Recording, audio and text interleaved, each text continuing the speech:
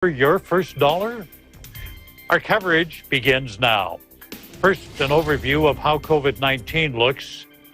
According to the Coronavirus Resource Center of Johns Hopkins University in Medicine, as of 6 p.m. today, the number of cases of COVID-19 reported worldwide is now more than 67,199,000.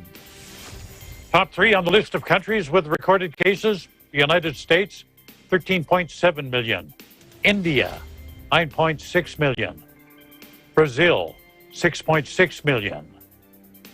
But sadly, more than 1,538,000 lives worldwide have been lost to this virus. The top three countries with the most number of COVID-19 related deaths: the United States, more than 282,000. Brazil, more than 176,000.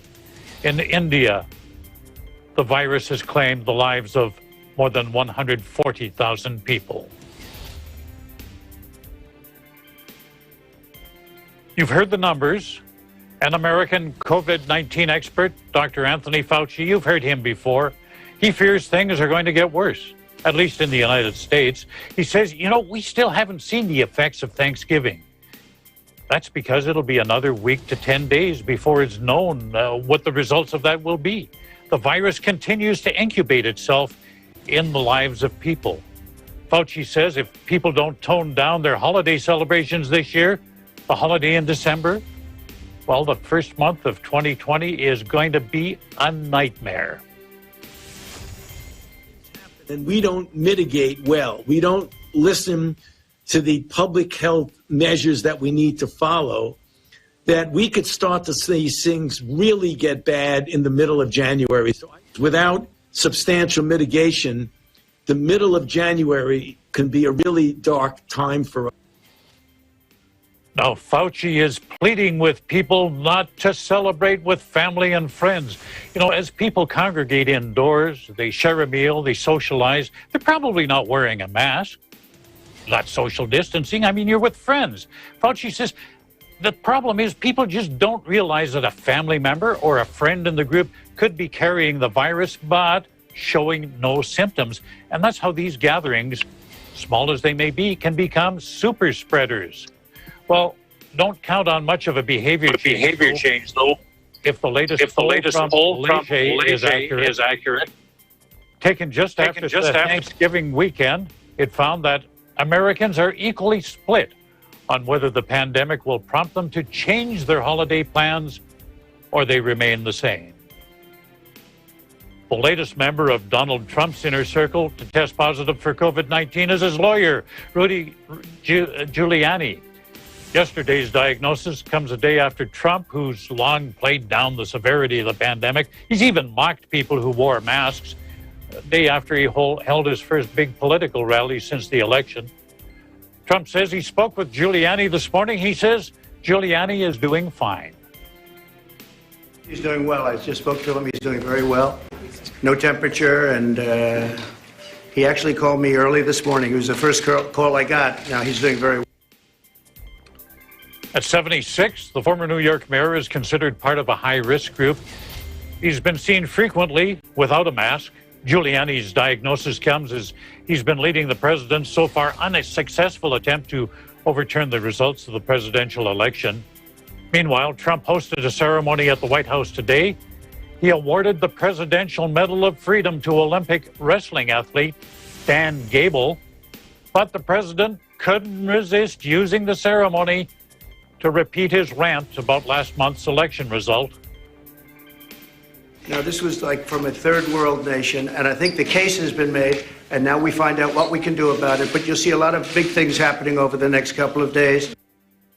Trump's legal teams actually follow the guidelines following Giuliani's COVID-19 diagnosis that could cripple the president's already fading efforts to challenge his loss, because that legal team would have to quarantine. Well, for the latest in COVID-19 testing strategy, we go to Hong Kong. Residents there can now get their COVID-19 tests from vending machines. The local government has set them up in several metro train stations. These tests are free of charge. people can get them simply by scanning their Hong Kong transport card. Those using the test kits have to return the specimens to a government clinic, though, to get the results. How about that? Vending machines dispensing COVID tests. In Denmark, they're experimenting with vertical farming. This warehouse that you see here, it's in Copenhagen, capital of Denmark. It houses the operations of the Danish startup Nordic Harvest. 14 layers of racks soar from floor to ceiling. They contain trays of seed for things like lettuce, herbs, kale. The warehouse lit up by an array of 20,000 LED light bulbs. And there's little robots on a track that deliver the seed trays from aisle to aisle. Anders Riemann, he's the head of Nordic Harvest. He says, I got the idea for vertical farming when the pandemic hit.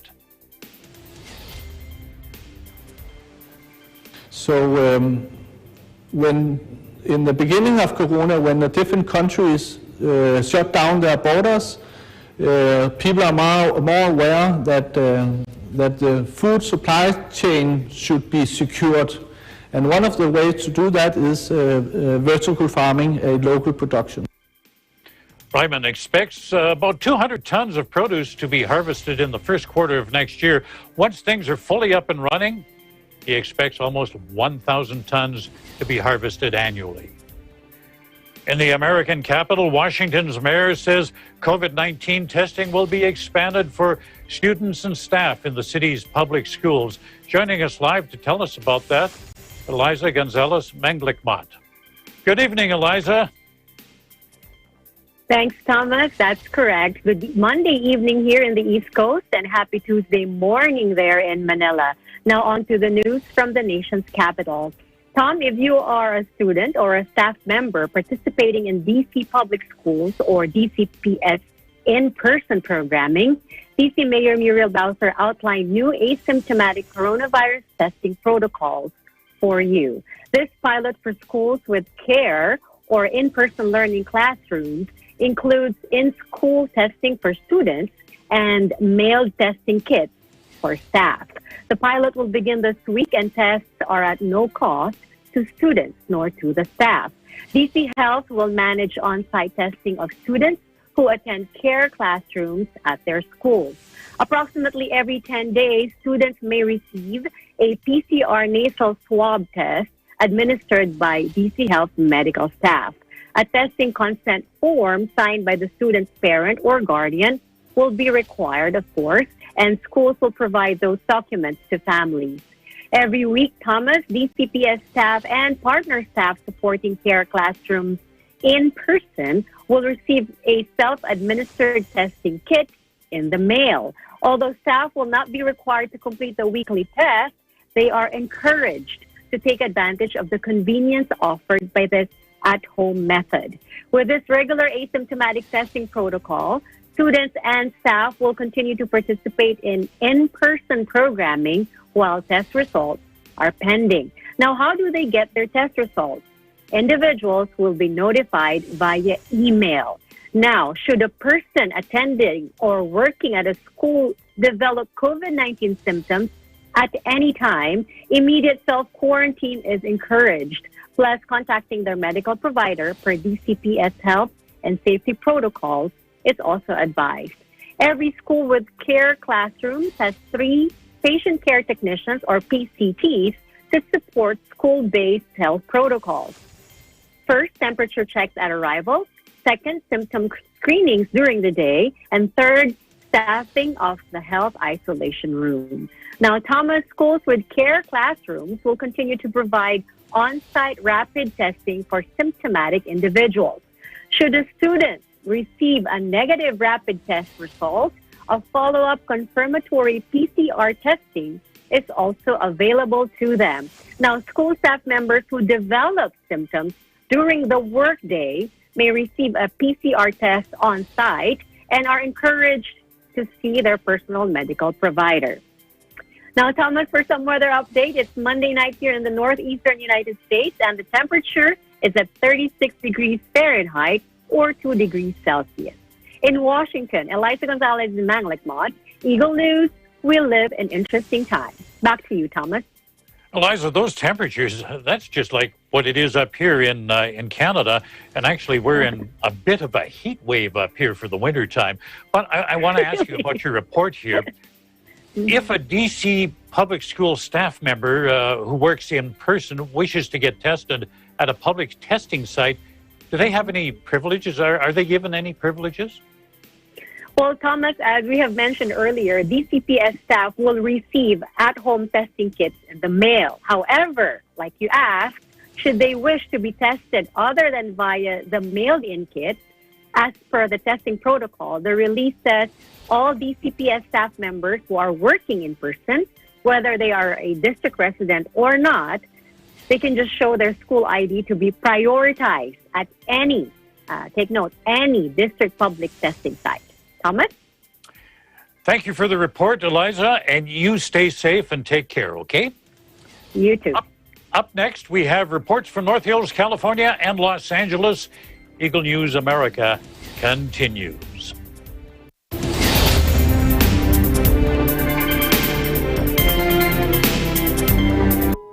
Hello there. Imagine Dami got the virus, and she infected 2 more. And those 2 infected a lot more of people. And it goes on and on until it became an epidemic. But what if Dami stayed at home? Then those 2 wouldn't have contracted the virus. Then those people would have not been infected. This is not just your battle, it's everyone's, and you can be a huge help.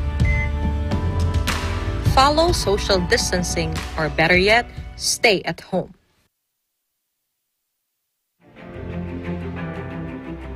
Sanay na sanay eh. Pro na pro. And yung mga birit ng yung mga high notes, na talagang you're hitting it really well. I can already pronounce you na talagang you are real performers. Wow na wow. I like your performance, okay? And loving you.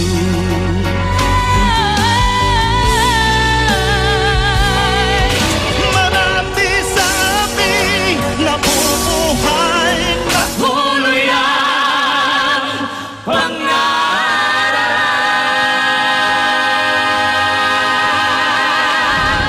Simula na po ng ating mainit na bakbakan sa kantahan dito na po yan sa Taging Sinagaling Part 2 Singing Edition! Hey there, Arnie Aquino here at Hatley Castle, one of the filming locations for the X-Men series. Don't forget to tune in to Digital Nest only on Net25.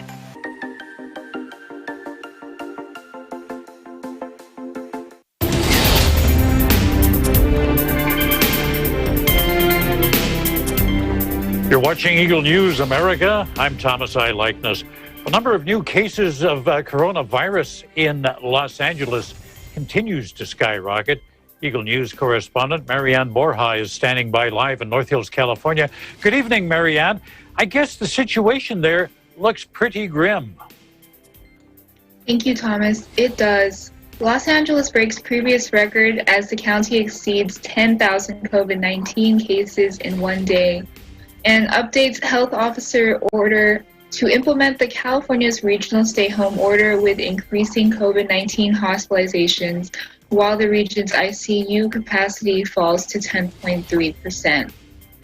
Barbara Ferrer, LA Public Health Director, states, "We can anticipate based on our experience that 10% of newly infected individuals are likely to require hospital care a couple weeks from now.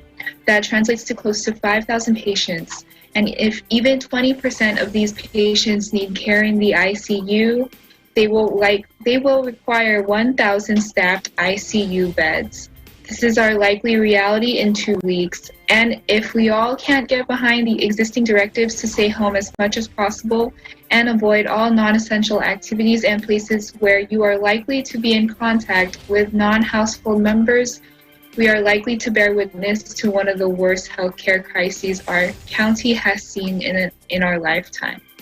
Just yesterday, the County of Los Angeles Department of Public Health announced the daily COVID-19 statistics, with 10,528 new coronavirus cases, 23 new deaths, and 2,855 current hospitalizations. The county exceeded 10,000 positive cases in one day for the very first time. 23% of those hospitalized are in the intensive care unit or ICU. Southern California's ICU bed capacity has fallen again now to 10.3%. The state regional stay-home order was effective in Los Angeles County last night at 11:59 p.m. Angelenos need to be aware of the guidelines regarding this stay-home order. Medical and dental care remain open, including child care, with everyone following the required face covering and 6 feet physical distancing. Outdoor recreational activities are still allowed, but no selling of food or drinks. Camping or overnight stays at these facilities are not allowed. Indoor retail stores and shopping centers can continue to operate, but only 20% capacity and numbers regulated at the entrance. Eating or drinking in these stores are not permitted. In addition, retail store and shopping centers should have special hours for the elderly and those with chronic health and immune system problems.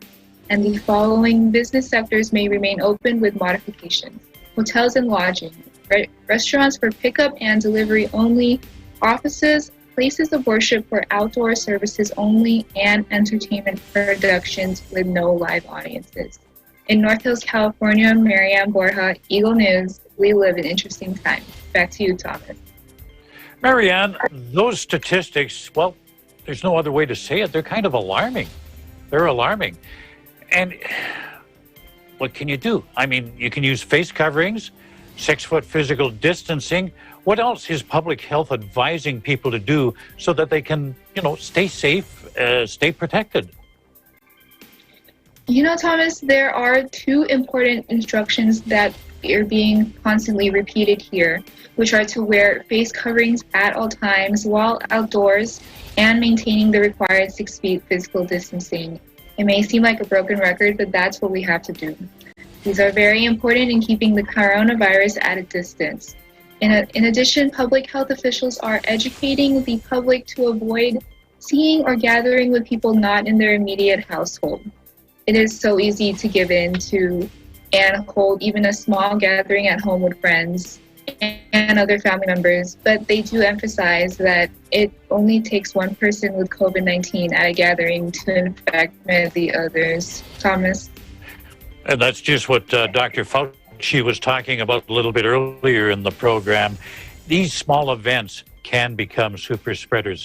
Again, my message to you, stay safe and take care, okay? Thanks for joining us You too, this Thomas. evening. We'll still stay in Los Angeles here. For many, getting a COVID test can be a challenge. But a city church recognized that need, stepped up, and provided a solution that provided free testing for hundreds of Los Angeles residents. Los Angeles Bureau Chief Alan Basselalier tells us more.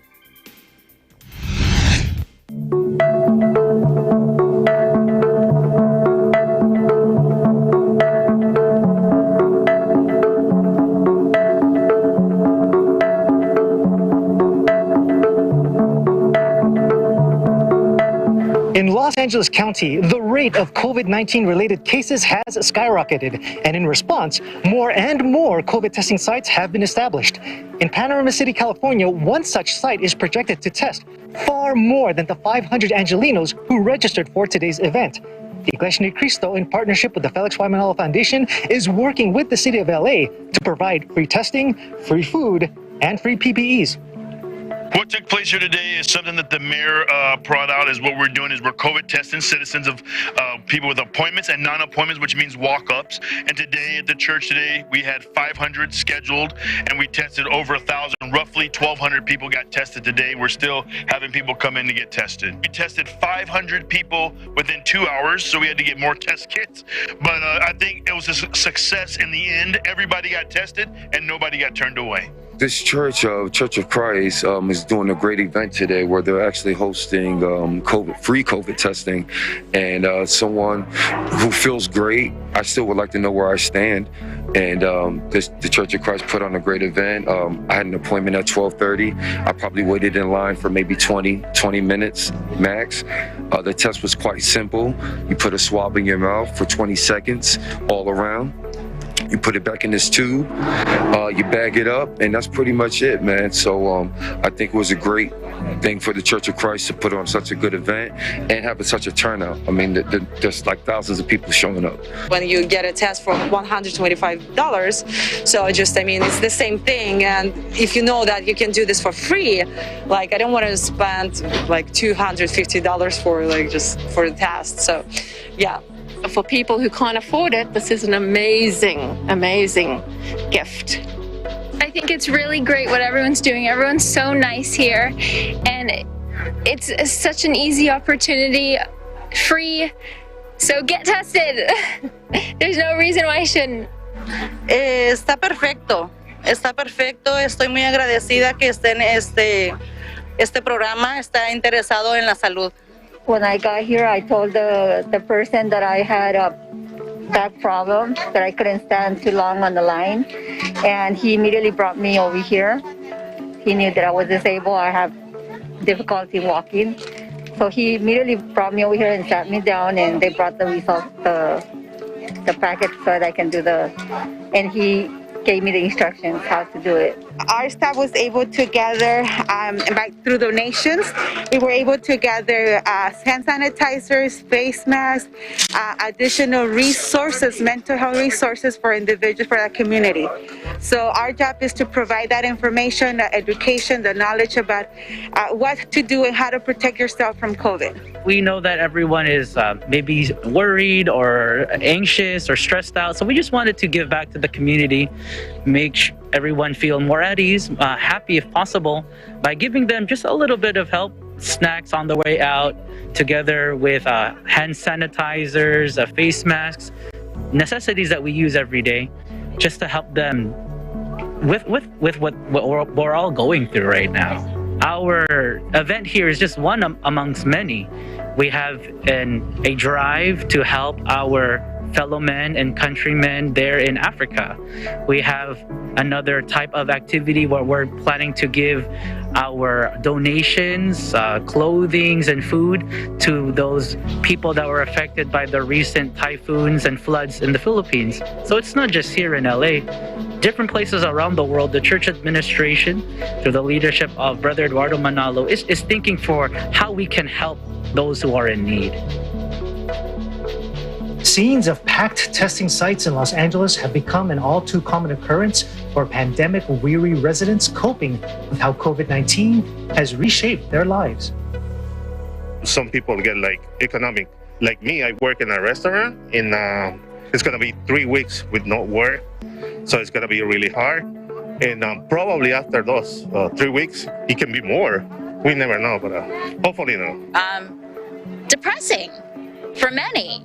Mental health issues have gone up. I work in a hospital, so we see how people are coping with the pandemic, and it's the numbers are rising, unfortunately. She had it 2 weeks ago and gave me it. I had no symptoms. I got all of them. Yeah. I had coughing, sore chest, sore stomach, I threw up, You didn't have a fever. Oh, the only thing, that's right, I did not have a fever, and I did not lose my sense of smell and taste. But everything else I was in bed for many, many days, just feeling awful.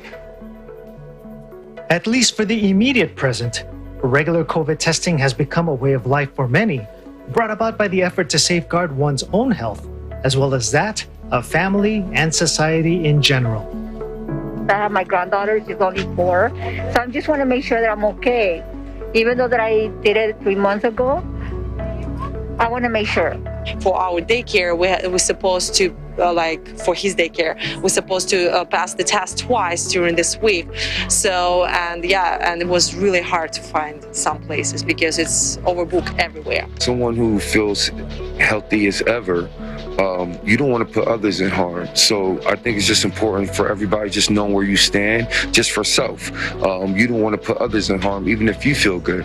Just get the test done, just to know where you are.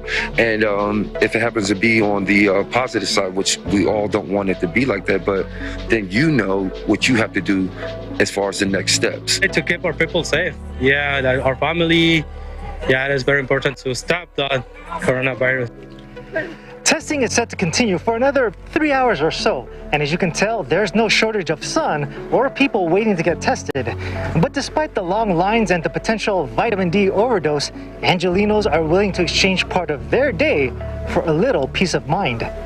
In Panorama City, California, Alan Bosoyahe, Eagle News, we live in interesting times. Still to come, I'll have some updates from Las Vegas, Nevada, Seattle, Washington, and Raleigh, North Carolina. This is Eagle News America.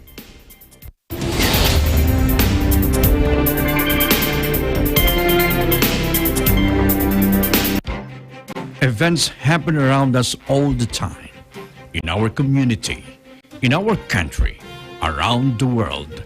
Events that affect people, move communities, or simply inspire us. Interesting events that people need to know. In these interesting times, we continue to be a competent partner in delivering news about these events. Fast, accurate, balanced. Eagle News, because we live in interesting times.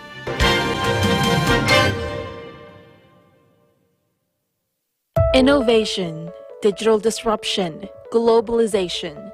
Startups, micro, small, and medium enterprises, as well as large corporations, all face interesting challenges in the market today. Peek into the world of exciting opportunities and partnerships to drive growth with the latest business news and information. We are open for business. Join the conversations to create a more vibrant environment for entrepreneurship. Catch Open for Business every Saturday from 5 to 6 p.m. Open for Business, from vision to action.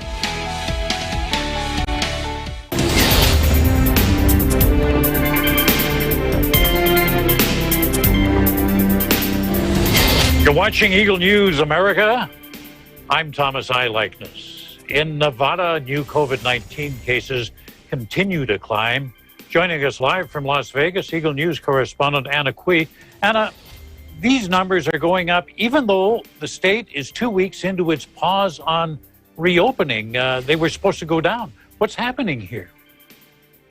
Yes, Thomas. So, as we reported, Governor Steve Sisolak announced a statewide pause with new restrictions on November 22, which took effect on November 24. And here we are 2 weeks later, and the COVID-19 numbers in the state do not appear to be heading in the right direction, as you said. Total cases to date is now over 170,000, with total number of deaths at over 2,300. Positivity rate is up to 21% compared to 17.4% before the statewide pause.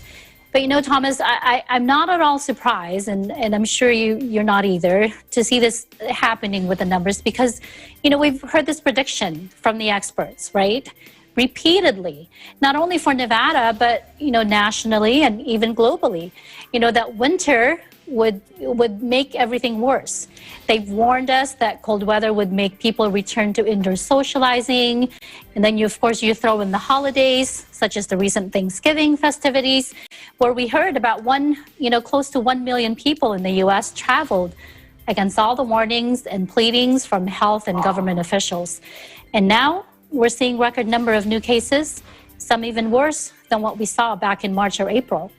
And, as you mentioned earlier in your report, Dr. Anthony Fauci continues to plead to people not to celebrate the holidays with others. And then, of course, there's also the fear of overwhelming the healthcare system in every state. And I remember our conversation last week, Thomas, about hospital capacity here in Nevada. And again, here we are only a week later, and the hospital beds in the state are now at 82% occupied, with ICU capacity at 73%. That's way up from last week. The positive news is that the ventilator use is only at 40% capacity at this time. And, we can be thankful for the successful treatments that our healthcare providers have learned to date in treating this, this infection with remdesivir and the steroids. But, shifting gear here now, Thomas, as you mentioned, what can we see happening to help the situation? Governor Sisolak strengthened Nevada's mask mandate by requiring everybody to wear face covering, some kind of face covering, even during private gatherings, both for indoors and outdoors, and when around people who are not part of your household. And then, now we're seeing some businesses are again allowing employees to work from home, myself included. I'm back to 50% in the office and 50% at home. Restaurants are down to 25% capacity, as we have reported. And again, we're seeing now, curbside pickup and deliveries and, capacity all around in gyms, in houses of worship. That's also been reduced. But for now, we can only wait another week, Thomas, to see what Governor Sisolak will do next. In the meantime, he has the COVID-19 Mitigation and Management Task Force working hard, collaborating with other government agencies such as the Department of Health and Human Services. We have the state immunization program they're working with, pharma, and the Department of Education.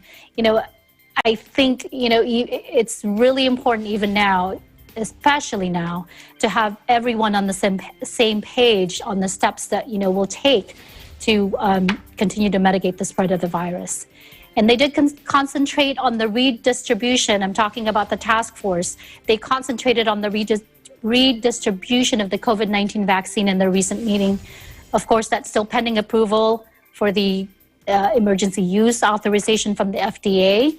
But they mentioned repeatedly that things will move very rapidly right after that, Thomas. For now, we continue to be hopeful, and we'll continue to do our part. In Las Vegas and Akui, we live in interesting times. I thought when you were talking there, Anna, you were talking about my province. This is just the same thing worldwide. Exactly. Yeah, you're talking about that. I hear the numbers every day, and at times it's depressing. Well, what keeps you positive? What keeps you on a positive train of thought considering these growing numbers? Yes, absolutely. That's the only thing we can do right now, right? Is to try to hang on to those positive. Like I mentioned, at least now, at this point, compared to when it all started, our healthcare providers, they know better how to treat it. And, we've heard some experts talk about that. That's some comfort, right? And also, the FDA recently issued the emergency use authorization for the monoclonal antibodies. I'm not going to try to pronounce those two antibodies that's about, but granted, that's not approved for patients who are already hospitalized, but the clinical trials was very promising to reduce hospitalizations, and we saw that used for President Trump when he tested positive for the COVID-19 infection. And then, of course, there's the vaccines, coming into fruition sooner. And I know there's still a lot of discussion to be had about that, but it's added hope that we're closer to the end of the pandemic. And, those are the things that we need to hold on to. And, of course, just keeping healthy and doing our part, Thomas, in what the government is asking us to do. Thank you, Anna. And I think that's the key. There is hope. So you keep the hope up, keep safe, and keep your eye on the future. Yes. A controversial move by one middle school in Washington State to bump up the grades of students. Eagle News correspondent Frendel Feheran tells us how professionals are reacting to this move. Thank you, Thomas. Here in Washington State, the current COVID-19 statistics are as follows. 1,777,447 confirmed cases, 11,544 hospitalizations, and sadly, 2,925 deaths. and there have been 6,119 total emergency inpatient admissions reported in the last full week. Now, due to the rampant and continuous spread of COVID-19, most school districts continue to carry on with remote learning. This 2020 academic distance learning validates that household dynamics vary across the board. Educational resources and home support differ from student to student, and it shows. Media reports that a Bethel School District Middle School has done something that is stirring up mixed emotions and reactions. After gathering the data, student progress reports, parent survey results, input from teachers, this school decided to do a standalone grade adjustment, bump up grades to help the students focus on current work and to finish the trimester strong. I was able to reach out to December Saldana, an educator from Kitsap School District, and Marlon Tuduran, an institutional counselor, to get their thoughts. I asked December if she'd do the same for her students. She says, "Would I change the grades of my students to passing even though they're not? I wouldn't, because it wouldn't help them prepare in the long run. You're excelling someone who hasn't passed the basics, and that can cost them dearly in the future. But this is only for my class who has equal access to the teacher, to the technological resources and support groups. Would I recommend the same to other staff? No, because their situation is different, and probably not all of their students have the same level of access to what they need." Academic grading has always been trusted as a reliable measure of academic success. But what is academic success without a strong mind? Knowing that mental distress continues to increase amid this pandemic, we asked Marlon about another effect and what it is that teachers and those alike should keep in mind. Without the guidance of in-person education, comprehension of topics discussed in class can be especially difficult for young children to understand. This in turn can also affect the self-esteem and well-being of a child. While changing grades may seem like a temporary band-aid to fix this, we must also keep in mind that the situation that we're living in is also temporary. We can't let children lose the excitement and interest in attending school and receiving an education. We then asked Marlon what he thought about children falling behind in school, and this is what he said. Yes, children may fall behind because of this, but understanding and accommodation should also be made when they return to in-person classes. This can be done. This could be done through, reviews and summaries on subjects that they may not have grasped during the pandemic. Many and parents are eager to go back to the schools. And though the current studies show that grade school students are not the predominant source of spreading COVID-19, Marlon said something to me that would be worth keeping in mind. He said, if by chance a child did become ill and brought the virus home to their families, the psychological repercussions could be more immense than falling behind in school. We thank December and Marlon for their time and their insight. Thankfully, there are resources available to families and students. We could dial 211 for community resources statewide or search online at wa211.org, which would bring up a list of statewide resources for food, diapers, homework help, and jobs assistance. For tools to support children and teens during the pandemic, from the State Department of Health, we could visit doh.wa.gov. Bumping up grades or not, every situation is an opportunity to learn and grow as both parents, students, and even teachers, and that alike. As the state continues to recognize the struggles, the state continues to develop systematic plans and resources for those in need. Whenever there's a need and one seeks to receive, there are available resources at low cost, if not for free. In Seattle, Washington, Frendel Verheeren, Eagle News, we live in interesting times. Back to you, Thomas.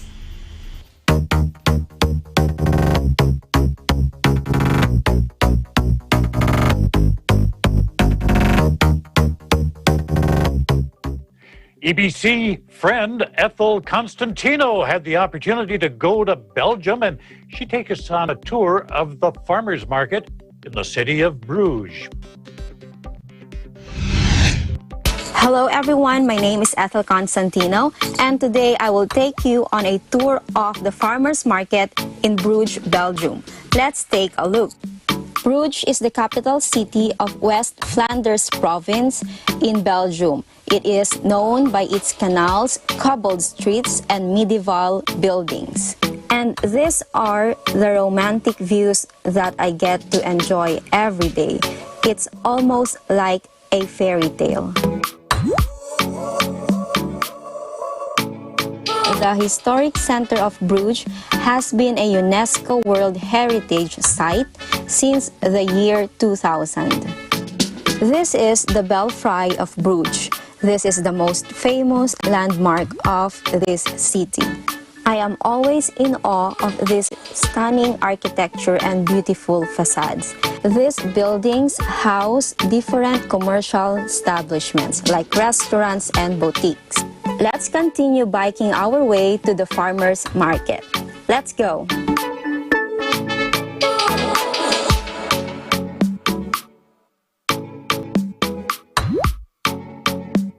And we're here. This is the farmers market of the city of Bruges. Every stall in this market is a food truck. This is a sweets and candy food truck. And if you love cheese, these trucks right here sell different kinds of cheese. Even these fresh produce are being sold on a huge food truck. On this side, you can see the trucks that sell fresh meat. It smells really good in here. This food truck grills chicken and ribs, and they also sell potatoes, sausage, and others. Oh, hello there! These are teas and different kinds of food supplements.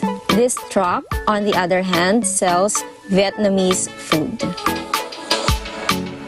And on this side, you can see different kinds of plants, flowers, and herbs. Look at all those beautiful colors, greens, reds, yellows.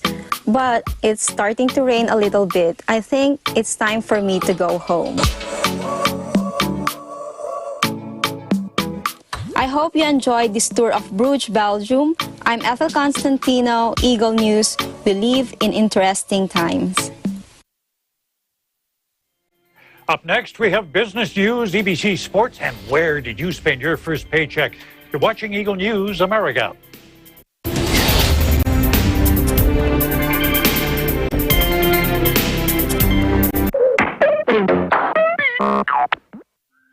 Turuan din natin ang mga bata ng tamang paghugas ng mga kamay. Basain ang kamay ng tubig at lagyan ng sabon. Kuskusin ang iyong mga palad.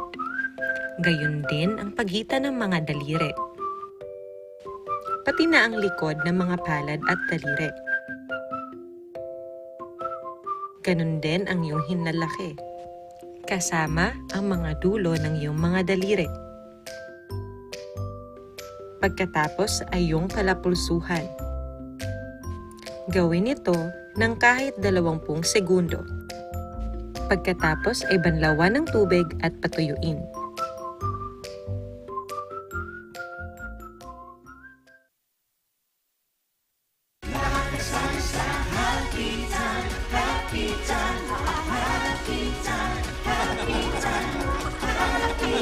Gusto namin maging happy ang mga viewers sa amin pagpapatawa, sa amin pag-entertain, iba-ibang segments and games.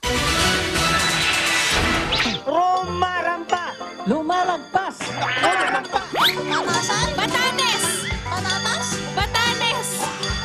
The jackpot prize of 58,000 pesos ang tamang sagot na hinahanap natin. 3, 2, 1!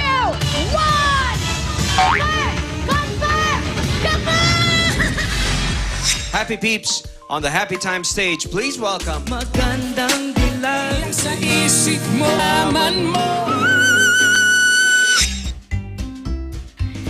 Wow! Thank you po. Ay, maraming salamat po.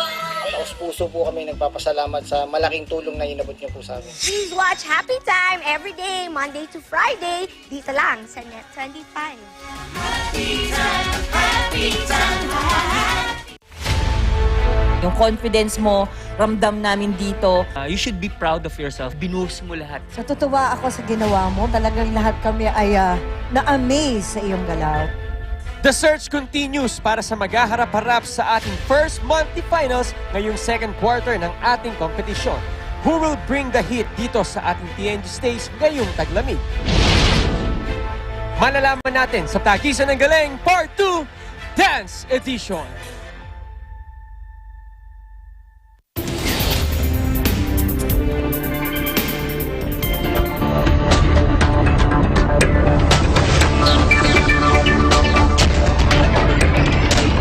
To the business desk now, where EBC business correspondent Bobby Soriano brings us up to date. Good evening. U.S. markets have closed. Here are your latest business headlines. Setbacks to a return to normalcy continue to plague the movie theater industry after the announcement last week that Warner Brothers will be releasing its movies next year simultaneously in theaters and for at-home streaming. The movie studio, who is owned by telecommunications giant AT&T, made the decision to bring 17 of its 2021 releases to the streaming platform HBO Max, after coming to the conclusion that many theaters throughout the country will remain closed or forced to have limited capacity at least until the end of next year. Although a vaccine rollout would allow theaters to open up much sooner, investors are concerned this may be the start of a growing trend of simultaneous theater and on-demand release by other movie studios to recoup the cost of producing movies during the pandemic. Shares of the three biggest movie theater chains were all down double-digit percentages since the announcement last week. New York City, considered by many as the financial capital of the United States, may now be facing stiff competition for the title. Investment bank Goldman Sachs is mulling over plans to move its asset management arm of the company from Manhattan to South Florida, according to people familiar with the matter. The company is just one of many who are considering a move or have already begun to move to the Sunshine State, which has lower taxes and a lower standard of living compared to New York. But the plans are first by Goldman, seen as a Wall Street icon and trendsetter for the other major financial institutions in the city. With New York facing a huge budget deficit due to the pandemic, the state and the city are faced with the difficult task of closing the budget gap at a time when its citizens are in dire need of financial support and its biggest taxpayers are looking to move to more affordable regions. Bill Neidhart, press secretary for New York City Mayor Bill de Blasio, attempted to assuage fears of a business exodus and predicted that the city will quickly rebound once the pandemic passes, saying, quote, "With all due respect to Florida, no place can compare to New York City's concentration of talent, education, innovation, and next-generation technology. The city continues to see new expansions and investments from the leading industries, and we expect more to come." U.S. indices closed flat today as the increasing COVID infection rates throughout the country weighed on investors' minds. Reporting from New York, Bobby Soriano, Eagle News. We live in interesting times.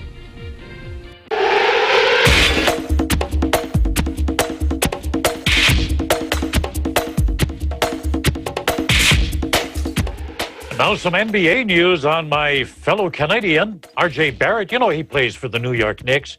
Let's hear what he has to say about his dad's friend, Brooklyn Nets head coach Steve Nash. Tenny Sabagi is standing by in New York, and she has that story. The Maple Barrett starts year 2 in the NBA with his third coach, Tom Thibodeau. Barrett weighs in on his first practice with Coach Tibbs, plus he weighs in on his dad's friend over at Brooklyn, Steve Nash. It was good, a lot of learning, just concepts and defense and really how we're gonna play this year. So it was good overall. We're just gonna go out there. We're gonna play hard. Be a tough defensive team and get out and run. Really, just try to outwork our opponents. Talked a couple of times. I'm really happy for him. I'm excited. He really loves basketball, and I feel like he's gonna help them out a lot. So just all congrats to him. He's always been, you know, a leader. You know, he led Team Canada, he led, you know, all his teams in the NBA. He's a two-time MVP, so I think he'll be fine. The Knicks will play 4 preseason games against the Detroit Pistons and Cleveland Cavaliers before starting their season on the road against the Indiana Pacers on December 23rd. In New York, Tenny Sumagi, Eagle News, we live in interesting times. Thanks for the report, Tenny. Take your place at the virtual roundtable now. Join all the others. And guys, keep your distance. Pandemic, you know. We got to socially distant, but I guess we can get away without the face masks. We're far enough apart. Today, what are we going to talk about? Do you remember your first job? Do you remember the excitement of the first time you got paid to do something? I don't know. Was it mowing lawns? Was it delivering newspapers? Was it working in a restaurant? What was your first job, and what did you do with that first dollar you earned? You know, my sister says, yeah, you're so cheap you probably kept it. Well, no, that's not quite true. I'll tell you in a minute. But first of all, we'll ask Eliza, what did you do? Well, first of all, what was your first job, and what did you do with that first dollar? Well, Tom, right after graduation, my first job, the first job I got was as an accounts processor at a bank. Now, when I got my first paycheck, after setting aside the amount for my financial priorities, I had enough to grant my mother's long-time wish. And you know what her long-time wish was, Tom? What was that? Her first washing machine. So I got her, my goodness, her first washing machine with some extra to buy a month's worth of rice grains for a month. That's so thoughtful, and so unlike North America. Where, Anna, how did you spend your first dollar, and where did you earn it? I was going to say that Eliza was really responsible with her first paycheck. Me, I worked in a restaurant as a hostess. That was my very first job at the age of 17. So I didn't have the financial discipline that Eliza had, but so my first paycheck, I remember, although it was so long ago, I think I bought myself some new clothes and treated my sister and my brothers to something. I think I treated them to go out to eat. But you enjoyed it. Yes. You enjoyed it. I mean, money's to be enjoyed, not worshipped, just enjoyed. Take care of your needs. Mary Ann, how did you, well, no, you're not working yet, are you? I am not. I have done my fair share of volunteer work, though, but not my first. I haven't got my first paycheck. Okay. When you get your first paycheck, now you got some time to think about it, and you can decide, do you want to be irresponsible like me and just fritter it away, or responsible like Eliza and do good with it? How are you going to spend your first paycheck? Well, I guess there's a lot of time to think about it, but I was actually thinking of getting my first job. But now all the jobs are either, it's hard to find a job right now. And especially my parents are kind of iffy, so they just kind of want me to stay home. But I guess if I did get my first paycheck, I would, I am applying to college right now, so probably keep that in as a savings to pay for college and stuff. We're going to head to the other side of the country now and talk to Tenny, and I'm sure you've got a story for us. You always have a story.